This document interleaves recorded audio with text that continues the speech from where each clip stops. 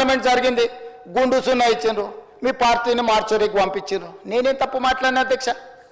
ఏమన్నా నేను? ఆనాడు మీరు అధికారంలో ఉన్నారు, స్టేచర్ ఉండే, తర్వాత ప్రతిపక్షం స్టేచర్ అయిపోయింది, ఆ తర్వాత గుండు సున్నా వచ్చి 8 డిపాజిట్లు పోయినాక మార్చరీలకు పోయిందని అన్న అధ్యక్ష. నేనేమన్నా అధ్యక్ష? అందులో తప్పేముంది అధ్యక్ష?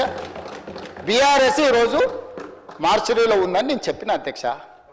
దాన్ని ఒక వ్యక్తిని అన్నట్టుగాను, పెద్ద ఆయన్ని చంద్రశేఖరరావు గారు నేను అన్నట్టుగా హరీష్ రావు గారు, కేటీఆర్ గారు చిత్రీకరిస్తున్నారు అధ్యక్ష. అంత కుత్సిత స్వభావం నాకు లేదు అధ్యక్ష.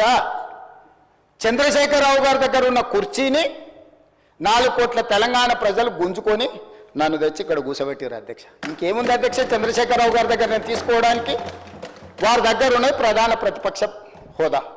ఆ ప్రధాన ప్రతిపక్ష హోదా ఎవరికి కావాలి అధ్యక్ష? అయితే హరీష్ రావు గారు కావాలి, లేకపోతే కేటీఆర్ కావాలి. అయితే గీతే ఏదైనా కోరుకుంటే జరగరాంది ఏదైనా జరిగితే వాళ్ళిద్దరు కుర్చీ కోసం పోటీ పడతారు. కానీ నేను ఇక్కడి నుంచి అక్కడికి పోను కదా అధ్యక్ష. నేనెందుకు కోరుకుంటా అధ్యక్ష? ఇది సింపుల్ లాజిక్ కదా అధ్యక్ష. నాకెందుకు ఆపాదిస్తున్నారు అధ్యక్ష అట్లాంటి తప్పుడు మాటలు అన్నిటినీ? నేను అట్లా కోరుకుంటలేను అధ్యక్ష. 100 సంవత్సరాలు ఆయురారోగ్యాలతో చంద్రశేఖరరావు గారు ఉండాలి, వారు ఆ ప్రతిపక్షంలో అట్లనే ఉండాలి, నేను ఇక్కడనే ఉండాలి, వారు సూచనలు చేస్తూనే ఉండాలి, నేను మంచి పరిపాలన అందిస్తూనే ఉండాలి, మా ఆర్థిక మంత్రి గారు మాకు నిధులు అందిస్తూనే ఉండాలి అధ్యక్ష. ఇది మా ఆలోచన అధ్యక్ష, ఇది మా భవిష్యత్ కార్యాచరణ. నేనెందుకు కోరుకుంటా అధ్యక్ష? నాకెందుకు? వాళ్ళు సరిపోను అన్నట్టు మళ్ళీ నేను కావాలా? వాళ్ళ ఇంట్లోనే పోటీలు పడుతారు నలుగురు, ఎవరు అందులోకి రావాలను. మా మిత్రుడు మహేశ్వర్ రెడ్డి గారు కూడా ఉన్నారు. మంచి మనసు ఉంటే మాతో పాటు ఇక్కడ కూర్చుంటాడు, ఈ రోజు కాకపోతే రేపైనా. ఏమున్నది అధ్యక్ష, నాకు మంచి ఫ్రెండే, నేనేం కాదంటలేను అధ్యక్ష.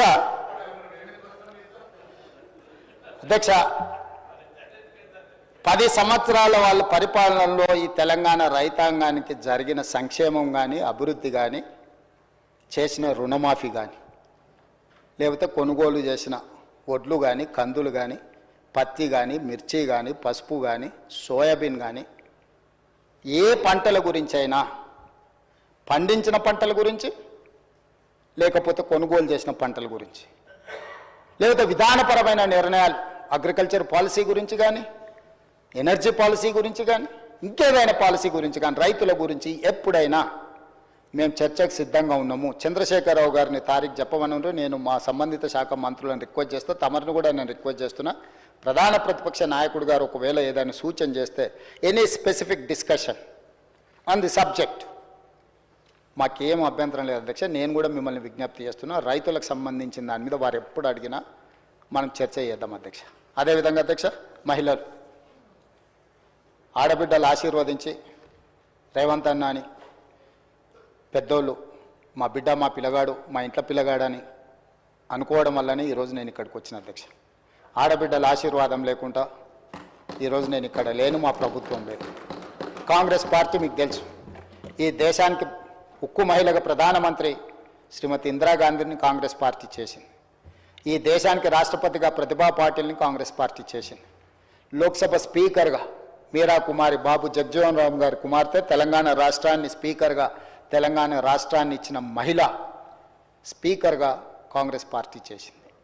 శ్రీమతి సోనియా గాంధీ గారు యూపీఏ చైర్పర్సన్గా తెలంగాణ రాష్ట్రాన్ని ఇచ్చిండ్రు.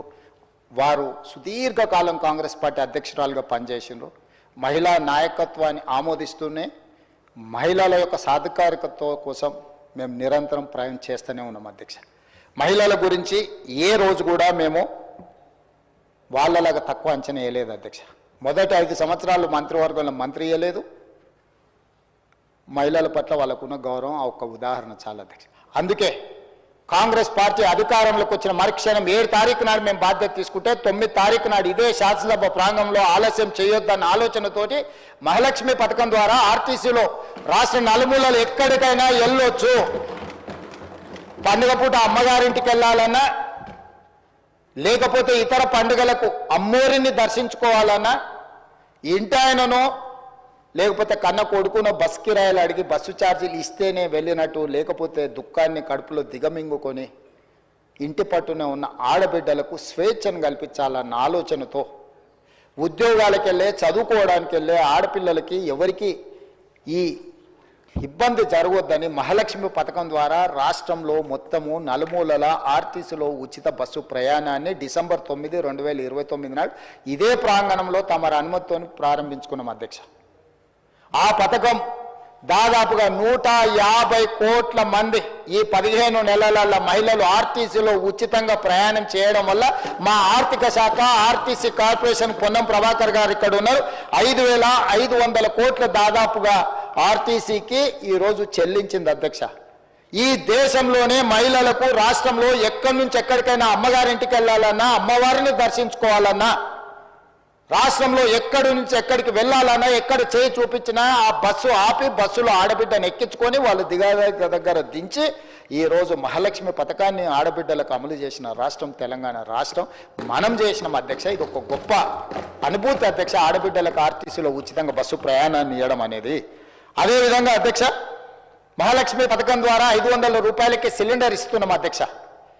ఆనాడు దీపం పథకం ద్వారా కట్టెల పొయ్యితోని ఊది ఊది ఆ పొగ ఊపిరితిత్తులకు పోయి కళ్ళలకు పోయి క్యాన్సర్ వచ్చి ఆడబిడ్డలు చచ్చిపోతుంటే శ్రీమతి సోనియా గాంధీ గారు ఆలోచన చేసి కట్టెల పొయ్యి నుంచి విముక్తి కలిగించాలి ఆడబిడ్డలకు అని ఆలోచన చేసి దీపం పథకం ద్వారా గ్యాస్ పొయ్యి సిలిండర్ అన్నిటినీ వాళ్లకు 400 రూపాయలకు ఆ రోజు సిలిండర్ ఇస్తే ధరలు పెరిగి 1200 అయింది అధ్యక్ష. మళ్ళీ కట్టెల పొయ్యి పరిస్థితి ఆడబిడ్డలకు వస్తే వాళ్ళకు విముక్తి కలిగించాలని 500 రూపాయలకి సిలిండర్ ఇవ్వాలి అని